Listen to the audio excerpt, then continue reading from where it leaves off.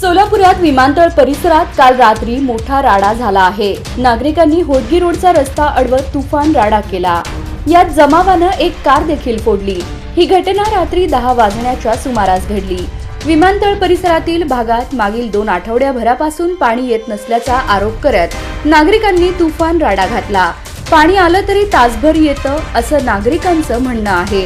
विमानतळ ते टोल नाका या भागात अशी समस्या कायम असल्याचं नागरिकांनी सांगितलं। काल रात्री नागरिकांच्या संतापाचा बांध फुटला।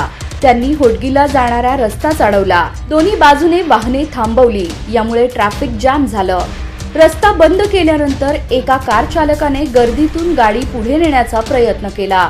यामुळे संतप्त जमाव आक्रमक झाला आणि त्या गाडीवर तुफान दगडफेक करत कारची काच फोडली। यामुळे वातावरण आणखी तापलं।